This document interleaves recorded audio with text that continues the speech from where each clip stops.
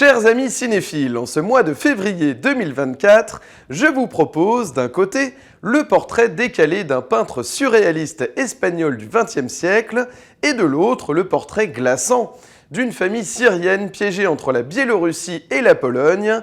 Et c'est ce qu'on va voir aujourd'hui dans les films du vendredi, Dali et Green Border.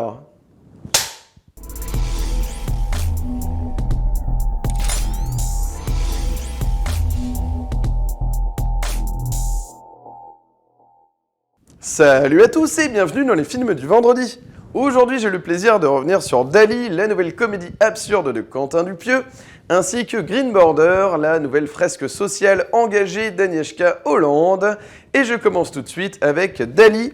C'est toujours un plaisir de découvrir un nouveau film de Quentin Dupieux au cinéma. Je me souviens justement l'année dernière de la projection de Yannick, qui m'avait mis une petite claque, je dois le dire. C'était une belle surprise, d'autant qu'il n'y avait pas beaucoup de promos sur le film. Et vraiment, c'était une découverte, puisque ce que j'ai bien aimé, c'est qu'il y avait ce côté où le spectateur devenait acteur et qu'on inversait les rôles. Ce qui se passait finalement dans la salle de spectacle était plus intéressante que ce qui se passait sur scène. Et puis il y avait tout ce jeu, évidemment, le côté un peu social où le spectateur mécontent, voilà, déjà pour le prix des places, se mouillait un petit peu et devenait aussi créateur de la pièce qui est en train de se jouer sous ses yeux, en fait. Voilà. Donc il y avait un côté assez touchant sur le final aussi, où vous voyez sa pièce arriver. Donc vraiment, voilà, j'ai trouvé que c'était un très beau film. C'était vraiment réussi de lier l'absurde justement avec quelque chose d'assez émouvant. Je trouve que j'aime bien aussi quand Dupieux arrive à mettre un peu d'émotion, un peu de poésie, un peu comme dans Mandibule, avec ce final, évidemment, avec la mouche, on se demande si elle va revenir ou pas, etc. Il y a quelque chose de poétique, en fait, parfois chez Dupieux. Ça peut lui arriver, en fait. C'est pas juste de l'absurde, il y a parfois un propos, il y a quelque chose, voilà. Donc c'est pour ça, voilà, que, bon, à la vue de la bande-annonce, je me demandais un peu ce que c'était que ce Dali, où finalement c'était une espèce de cabotinage autour de l'interprétation de Dali. Je me disais, qu'est-ce que c'est que ce délire ? Et puis finalement, voilà, donc je suis rentré dedans.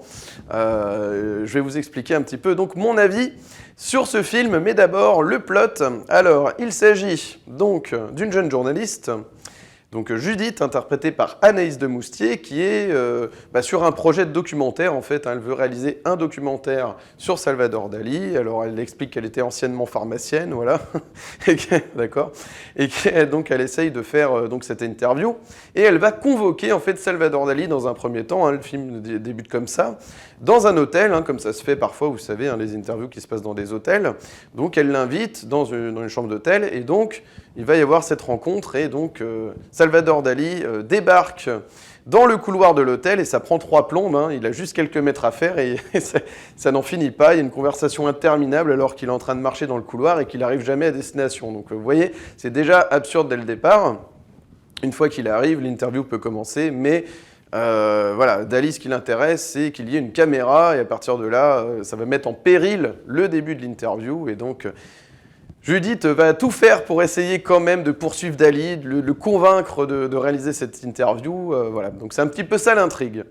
Maintenant, je vais passer vraiment sur mon avis. Alors, déjà, je rappelle, ce que j'ai trouvé intéressant, c'est justement de faire interpréter le personnage de Dali par 6 acteurs différents. Déjà parce que ça rappelle que Dali, c'est pas une seule chose, c'est plusieurs choses. C'est quelqu'un qui a œuvré déjà en plus dans plusieurs arts. Il y a eu la peinture, le cinéma, notamment avec sa collaboration avec Luis Buñuel dans Un chien andalou, où il mettait en scène ses rêves.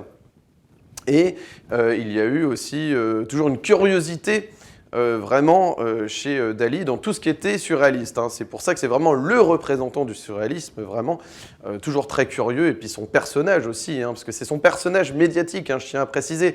Ce film, Dali de Quentin Dupieux, n'est pas un biopic, il faut vraiment le comprendre aussi. C'est ça aussi peut-être qui peut dérouter certaines personnes.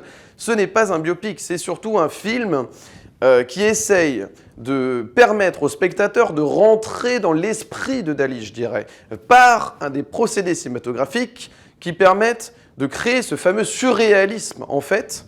C'est-à-dire que c'est ça l'expérience, c'est une expérience plutôt, ce film, autour de Dali, une sorte de délire autour de Dali, plutôt que un véritable biopic sur sa vie, sur voilà, sa naissance, sa mort, etc. C'est pas ça qui est intéressant, ou même sa femme, comme apparemment c'est le cas sur certains biopics, où on s'intéresse parfois plus à sa femme, etc. Donc il y a des trucs comme ça, non, c'est absolument pas ça. C'est un film qui justement n'essaye pas de tomber, je dirais, dans les codes du biopic. C'est vraiment d'abord une espèce de comédie décalée, surréaliste, à l'image des œuvres de Dali. Je pense que c'est comme ça qu'il faut comprendre ce film, déjà. Et je pense que ça permet de mieux apprécier les séquences. Et évidemment, donc, il va y avoir dans ce film tout un jeu de mise en abîme qui va être le ressort comique, en fait, du film, clairement. C'est un comique de répétition autour des mises en abîme que vous allez voir. Ce sera une sorte de rêve perpétuel, je n'en dis pas plus, on se demande quand est-ce qu'on arrête ce rêve ou pas, ça reprend, ça repart, etc. Et donc ça joue énormément avec ça. Mais d'un autre côté, c'est un petit peu ça aussi ce qu'il y avait dans la tête de Dali. C'est quelqu'un qui avait des rêves, qu'il essayait de matérialiser justement sur la toile. C'est quelqu'un qui avait quand même voilà, un esprit comme ça, totalement, j'allais dire, oui, mégalo, fou. Alors après, voilà, qu'on soit d'accord ou pas avec sa représentation du personnage de Dali, il faut aussi partir du postulat que Dupieux, pour lui, voilà, il a fait de ce personnage un personnage narcissique, mégalo, égocentrique. Donc voilà, c'est ce Dali que vous allez voir aussi, sur ses traits de personnalité, bien entendu. Mais voilà, c'est aussi, il faut comprendre, le Salvador Dali médiatique qu'il a voulu retranscrire aussi. C'est plus un film sur lui, mais en tant que personnage de télévision, je dirais, plutôt que sur l'artiste, en fait. Voilà. Même si il y a quand même un souci, je tiens à le souligner, eh bien, du détail, notamment sur l'image, avec des éléments de décor. La direction artistique est très fouillée quand même parce que il y a des éléments qui rappellent évidemment les œuvres de Dali, et donc il décale aussi certaines œuvres, où les personnages des tableaux même de Dali vont se mettre à parler, et c'est assez fou. Il y a une séquence avec Monsieur Fraise, où justement, donc un personnage qui a une tête difforme, comme ça, plantée sur un poteau, et donc ils sont en train de discuter, et c'est complètement fou, parce que les personnages des tableaux se parlent. Donc parfois il y a des choses un peu belles là-dessus. Et puis, il y a encore une fois ce discours sur, eh bien, finalement, l'impossibilité d'arriver véritablement à créer ce portrait de Dali, en fait. Tout est complètement... il y a tellement d'obstacles, en fait, pour arriver à atteindre Dali, que c'est presque une... il y a encore une mise en abîme, finalement, de Dupieux, peut-être, qui essaierait lui-même de faire un film sur Dali, vous voyez. Mais ça va jouer que comme ça. C'est un film qui va jouer constamment sur les mises en abîme. Il va y avoir le personnage du prêtre qui va raconter donc à Salvador Dali un rêve et qui pourrait peut-être nourrir son inspiration en fait. Voilà. Et donc il lui donne une chance, il l'écoute, et donc là, on va partir dans une version, mais vous allez voir, c'est un peu comme des poupées russes, on ouvre, et constamment, on se demande quelle est la fin de cette histoire. Donc voilà, ça va jouer sur le comique de répétition, ça va jouer un peu sur le côté burlesque avec la temporalité qui va être mise à mal, vous allez le voir, dans ce film, à l'image d'ailleurs, il faut le rappeler, à l'image de la persistance de la mémoire, qui est une de ses œuvres les plus connues, les fameuses montres molles, comme on dit dans le langage populaire, et bien qui est matérialisée par une notion du temps un petit peu disruptée dans ce film. Voilà. Donc je trouve que ça a du sens en fait quand on réfléchit. C'est peut-être pas le meilleur Dupieux, dans le sens où il manque peut-être... mais c'est pas ce qu'on lui demande. En fait, sur ce film-là, c'est pas ce qu'il a voulu faire, vraiment. Il faut le voir vraiment comme un portrait. Voilà, c'est juste Dupieux qui fait un portrait totalement délirant autour de la personne de Dali, médiatique. Voilà, c'est tout. Je pense qu'il faut pas... Parce que, évidemment, c'est... Comment dirais-je ce qui manque un peu sur ce film de base par rapport aux autres Dupieux, c'est qu'il n'y a pas un propos derrière véritablement, si ce n'est un tout petit peu sur l'industrie du cinéma avec ce producteur joué par Romain Duris qui va faire un peu des... Il y a des petites piques qu'il va lancer à l'industrie en fait. Voilà, c'est pas vraiment un cinéaste engagé, Dupieux, mais disons que voilà, il va s'amuser à mettre de... Voilà, c'est de la taquinerie, quoi. Il va essayer de taquiner un peu le milieu du cinéma, parce que voilà, il y a des choses, des messages qu'il a envie de faire passer. Mais au-delà de ça, on va dire, c'est le fil conducteur de toute son œuvre. Au-delà de ça, il n'y a pas autre chose finalement. Voilà, c'est peut-être ça qui peut manquer dans ce film. C'est un vrai propos sur quelque chose, un élément social, comme c'était dans Yannick, un élément aussi sur le couple. Par exemple, ça parlait du couple aussi, incroyable mais vrai. Il y avait souvent des messages dans ces films en fait. C'est ça qui était assez intéressant dans Mandibule aussi, hein, avec ce body movie complètement fou, mais avec cette mouche hein, il y avait de la poésie en fait. Ça racontait un peu quelque chose malgré tout. Et là, c'est vrai que ce film-là, non, c'est surtout totalement un délire en fait. Voilà, je pense qu'il ne faut pas aller plus loin que ça. Voilà, mais réussi. C'est-à-dire que l'exercice de style, évidemment, c'est un peu dommage quand les films sont qu'un exercice de style, mais il est réussi. Il faut dire que cet exercice, en tout cas, est réussi. À étudier, c'est intéressant. La séquence où il y a une pluie de chiens comme ça qui tombe, voilà, c'est totalement du Dali, quoi. Donc il arrive à s'approprier quand même, avec sa mise en scène, à s'approprier un petit peu ce qu'est Dali. Donc vraiment, pour moi, c'est plutôt réussi, mais évidemment avec quelques réserves dans la mesure où voilà, il manque ce petit quelque chose effectivement pour que ce film soit plus qu'un simple délire. Voilà, c'est ce que je dirais. C'est presque un peu parfois une parodie. J'y ai presque vu une parodie de réalité parfois. Par exemple, quand il y a une séquence que je vais essayer de ne pas révéler pour ne pas spoiler, mais il y a une séquence dans un cinéma où Agnès de Mossier va se déplacer pour voir un film. Bon, en gros, sur lequel elle est censée travailler, ça me rappelle énormément réalité. Voilà, j'essaye de ne pas spoiler, mais voilà.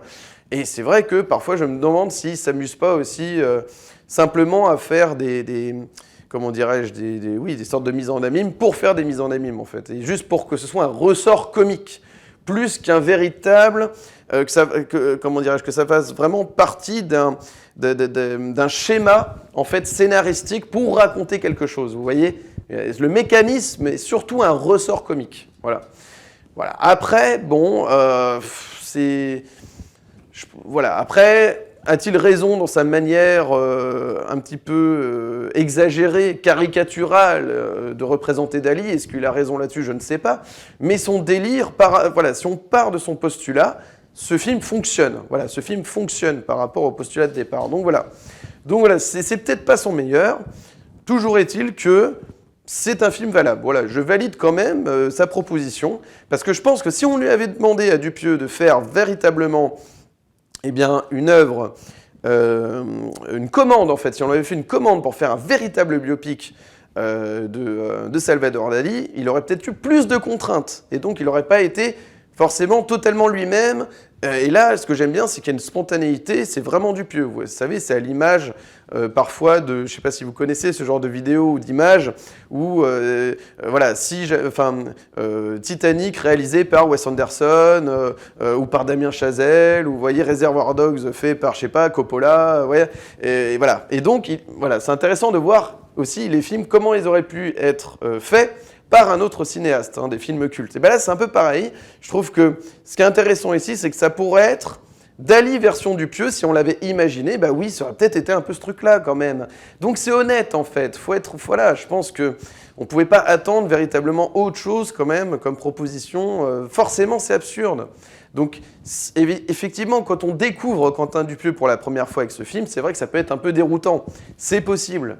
Mais je pense que pour les habitués, non, ça suit son cours, c'est cohérent dans sa filmographie et voilà, je pense que voilà, c'est à suivre. Et je pense d'ailleurs que c'est peut-être même plus intéressant que Fumer fait tousser, finalement, qui était une sorte il y avait trois histoires en même temps, c'est une sorte de 3 courts-métrages en un. Il assumait pas totalement finalement, c'était un film un peu avorté. La partie super-héros était un peu avortée. Il y avait des choses intéressantes sur le temps aussi, mais c'était un truc, ça se tenait moins, je trouvais. Et là, je trouve que de A à Z, quand même, ça se tient. Bon, certains vont trouver ça un peu lourdingue, peut-être, la répétition, toujours le même ressort comique, bon, peut-être il y en a qui vont décrocher. Voilà, toujours est-il que pour moi, c'est validé. J'ai des images en tête, en fait, avec ce film-là. Dès le départ, vous avez un piano comme ça, il y a de l'eau qui sort d'un piano, et ça alimente une espèce de pédiluve comme ça dans le désert. Il y a des images de fou, il y a des images... on retrouve des éléments, en fait, des œuvres de Dali, notamment cette œuvre géant, enfin voilà, le fauteuil dans lequel il était interviewé à une époque. Enfin, il y a eu une vraie recherche quand même au niveau de direction artistique, malgré tout. Et puis l'interprétation des 6 acteurs est très bonne. Alors, j'ai ma petite préférence quand même pour Edouard Baird, parce que le personnage d'Edouard Baird est déjà lui aussi un personnage assez fantasque, assez décalé, avec sa manière de raconter des choses avec des circonvolutions interminables. Forcément, c'était du tout cuit en fait pour Dali. Et puis après, évidemment... bon, je dirais dans l'ordre, je sais pas, en deuxième, j'ai bien aimé Jonathan Cohen, ensuite Pio Marmaille, Gilles Lelouch, voilà. Mon préféré vient quand même sur Edouard Baird, hein. C'est un très bon choix, je trouve, pour le coup. Voilà, donc voilà, il manque peut-être un petit quelque chose pour terminer, voilà, je vais terminer rapidement sur ce film. Il manque peut-être un petit quelque chose, mais c'est une œuvre honnête, je trouve.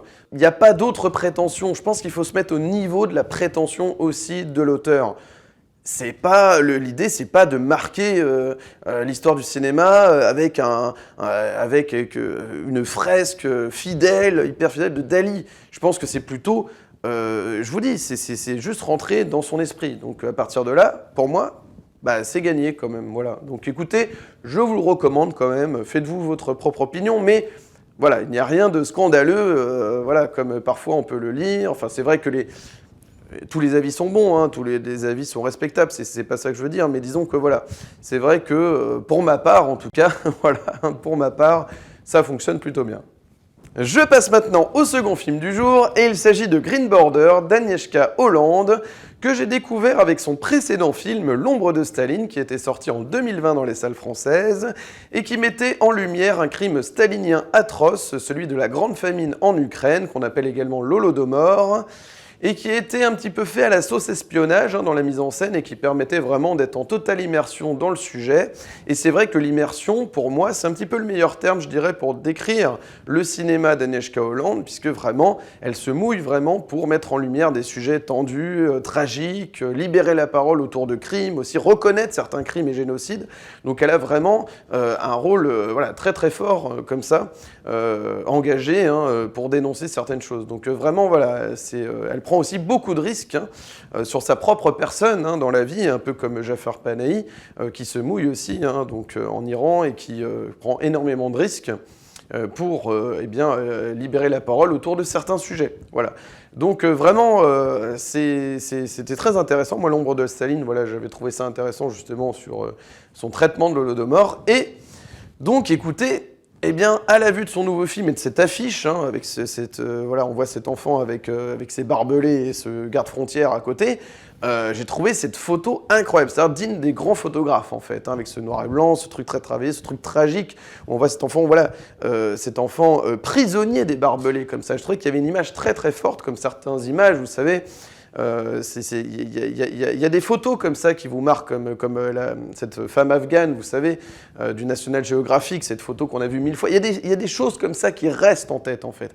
Et bien voilà, ça m'a fait le même effet, cette affiche. Donc j'avais envie de voir ce film, vraiment par l'affiche. Je me souviens plus si j'avais vu la bande-annonce ou pas. Je crois que oui, j'avais vu la bande-annonce. Mais c'est surtout cette image très forte, en fait, qui m'avait donné envie d'y aller. Et donc écoutez, c'est un film qui nous raconte donc la crise migratoire de 2021, donc avec ces familles syriennes qui fuient la guerre dans leur pays et qui tentent en fait de rejoindre la Suède.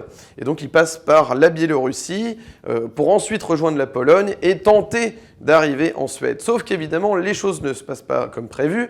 Une fois arrivés sur place, les gardes-frontières vont leur faire vivre la misère.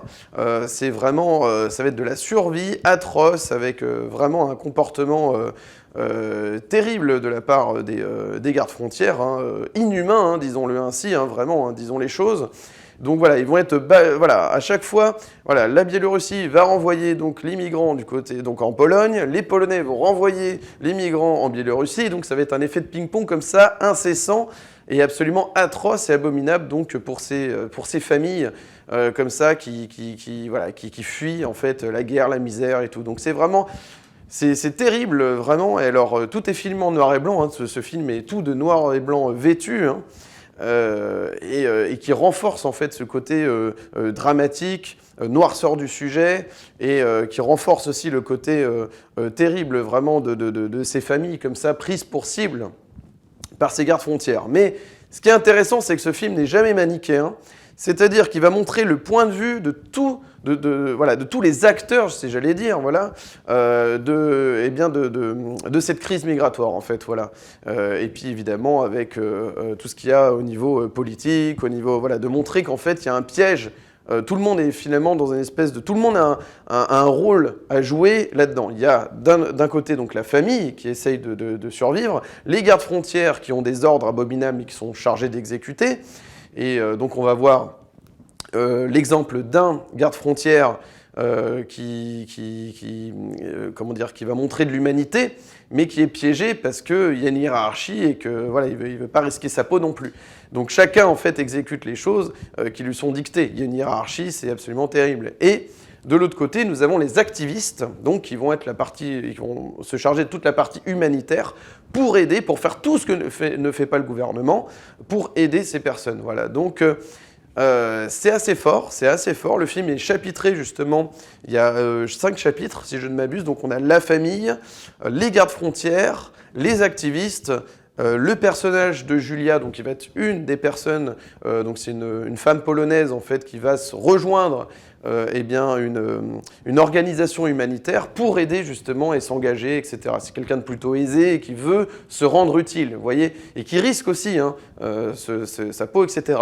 Et on a aussi tout simplement la population aussi. On a un peu tous les points de vue. La population qui ne sait plus trop sur quel pied danser, qui écoute beaucoup la propagande qu'on lui sert tous les jours, donc voilà, et qui vont même sur les relations amicales créer des choses un peu tendues. Donc voilà, donc il y a tout un truc où on sent que tout le monde en fait c'est fou de voir un peu, en fait, tous les points de vue. C'est ça qui est fort, je trouve, dans ce film, c'est de voir tous les points de vue, en fait. On s'immisce dans le quotidien de ce garde-frontière, on voit même, voilà, sa vie avec sa femme, etc. On a un autre personnage, c'est Julia, comme je vous l'ai dit. On a aussi cette femme afghane qui va rejoindre, en fait, la famille syrienne et qui va aussi tenter de s'en sortir et qui va être aussi très touchante, vraiment. Il y a des séquences bouleversantes. Et puis, il y a aussi, donc je ne révélerai pas évidemment le final, je ne vais pas spoiler, mais il y a une dimension, plus on avance vers la fin du film, où ça ouvre même en disant... Voilà, le film va nous montrer aussi, sur le final, c'est une séquence qui dure pas longtemps, mais vous le verrez dans le film, il y a un moment donné où on sent qu'Agnieszka Holland veut aussi transmettre une notion comme quoi la culture, en fait, rassemble les individus, tandis que la politique divise, en fait. Et elle le rappelle, en fait, dans son final, voilà, dans le final du film, que je ne révélerai pas. Et je trouve que c'est intelligent de terminer un peu là-dessus, de montrer que la culture rassemble et que la politique divise. Voilà, donc c'est assez fort, en fait, son message. Voilà, donc, non, vraiment, c'est très, très bien fait. On est en totale immersion, comme je vous le disais. On montre les contradictions aussi, vraiment géopolitiques. Il y a tout un truc complètement fou. Quand ils arrivent pour la première fois, en fait, la famille arrive dans le premier chapitre. Ils sont donc dans une grande compagnie aérienne. Et donc, quand ils arrivent en Biélorussie, voilà, le personnel de l'avion leur distribue des roses, en fait, voilà, pour leur dire bienvenue, bienvenue. Une fois qu'ils arrivent, en fait, ils se font maltraiter et ils sont enfermés entre deux barbelés. Vous voyez ce que je veux dire ? C'est un truc vraiment, c'est des images très fortes en fait. Donc c'est incroyable parce que c'est quasi documentaire en fait ce film. Agnieszka Holland à la base d'ailleurs voulait se rendre directement en Pologne, dans les camps comme ça, où étaient prisonniers donc les migrants en fait, vraiment pour filmer tout ça, etc. Et comme c'était pas possible, eh bien elle a fictionnalisé en fait son film, mais elle l'a rendu très documenté. C'est vraiment très très documenté. Et les acteurs ont très bien été choisis, justement, c'est des personnes qui ont vécu certaines choses. Il y avait d'ailleurs sur le tournage, je crois, des psychologues ou psychiatres, enfin des personnes qui étaient là pour écouter aussi parfois les acteurs, si jamais parfois ils rentraient un peu dans des crises parce qu'ils ont vécu des choses aussi. Donc voilà, donc c'est criant de vérité. C'est d'intérêt public ce film. Et au-delà de ça, je dirais, c'est un film qui se regarde... malgré évidemment la noirceur du sujet, etc., qui se regarde plutôt bien dans le sens où on vous balance pas comme ça 2h30 dans quelque chose de lent, dans quelque chose... Non, c'est rythmé. Il y a plusieurs protagonistes qu'on va suivre et on a envie de savoir ce qui va leur arriver, c'est-à-dire qu'il y a un côté haletant et on a envie d'aller au bout en fait, vraiment on a envie d'aller au bout. Donc voilà, c'est vraiment pas, vous voyez, parfois on voit des films un petit peu comme ça, un peu durs, un peu, qui sont surtout là pour nous informer, vous voyez, donc dès que c'est un peu de l'information, on se dit bon bah voilà, j'ai pas envie d'aller au cinéma pour voir en gros l'actualité, une chaîne d'infos, enfin voilà, mais c'est pas ça justement, c'est tout autre chose, c'est vraiment important.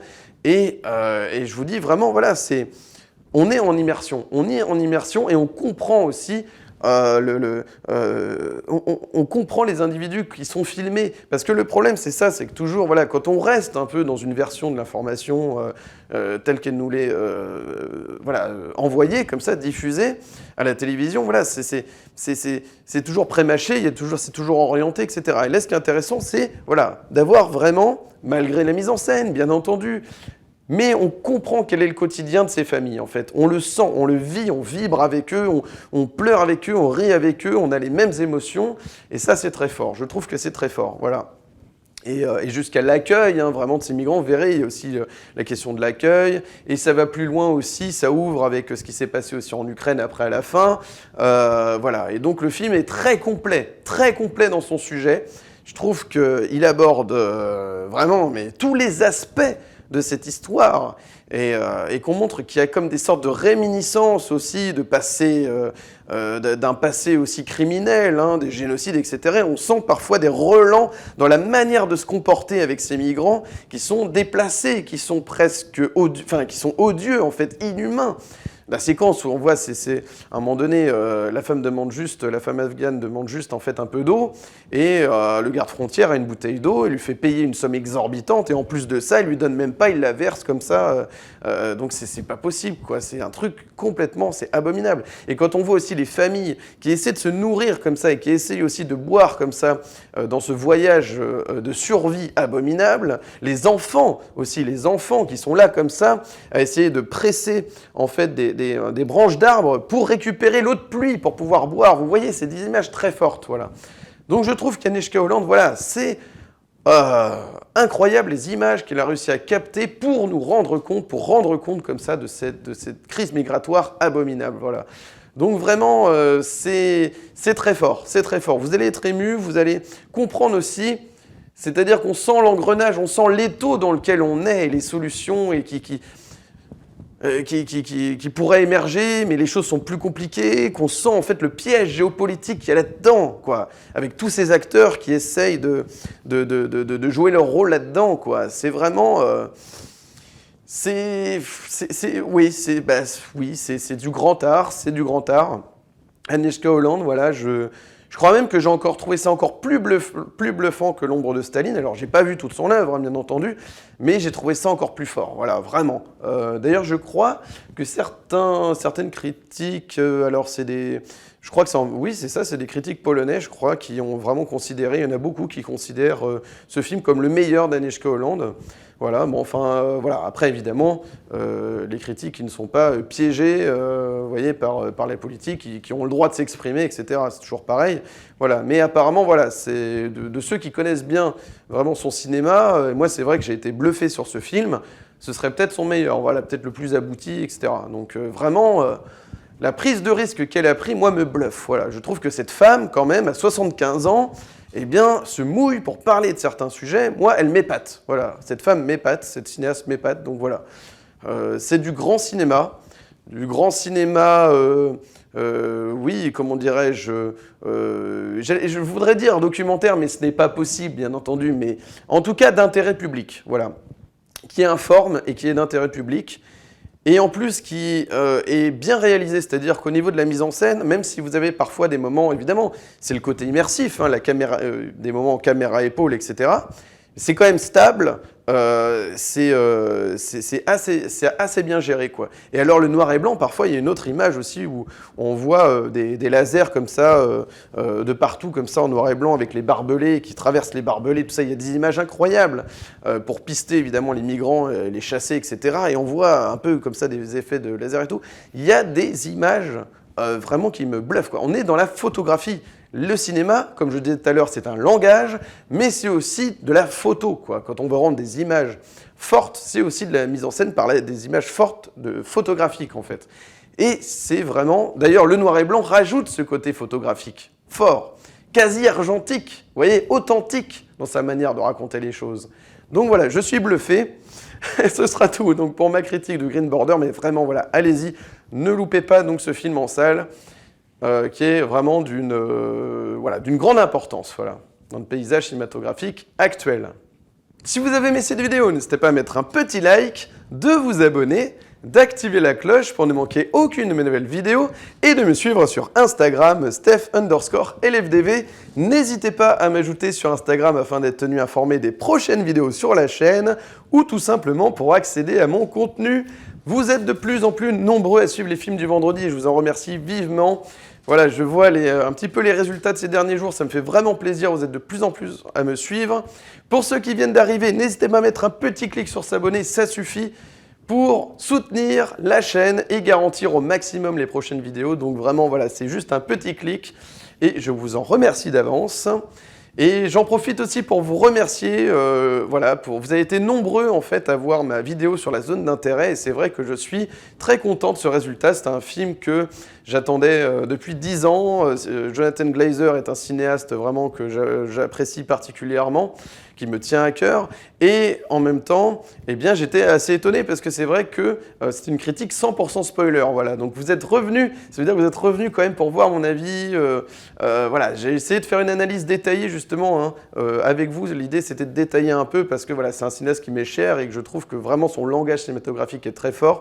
Donc merci encore. Si vous ne l'avez pas vu, n'hésitez pas à faire un petit tour sur ma précédente vidéo sur la zone d'intérêt de Jonathan Glazer. Voilà. Écoutez, moi il ne me reste plus qu'à vous souhaiter un excellent vendredi, un excellent week-end, et d'ici la prochaine vidéo, comme toujours, n'oubliez pas, prenez les films pour ce qu'ils sont. Allez, ciao!